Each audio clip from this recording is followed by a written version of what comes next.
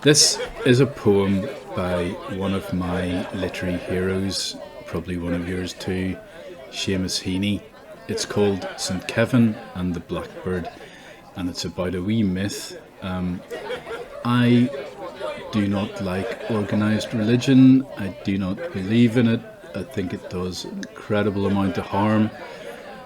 For all that there might be one or two good people involved, and I think that this poem is kind of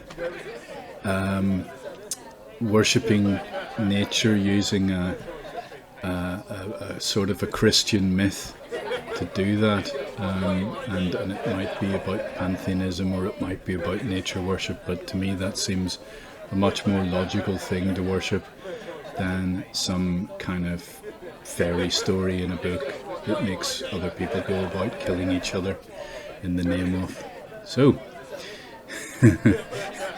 with all that said, slightly depressive sounding, this is a brilliant poem, St. Kevin and the Blackbird.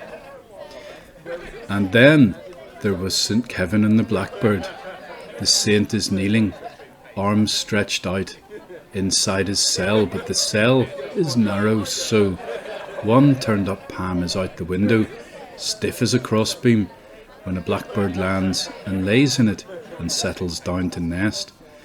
Kevin feels the warm eggs, the small breast, the tucked neat head and claws, finding himself linked into the network of eternal life, is moved to pity. Now he must hold his hand like a branch out in the sun and rain for weeks, until the young are hatched and fledged and flown.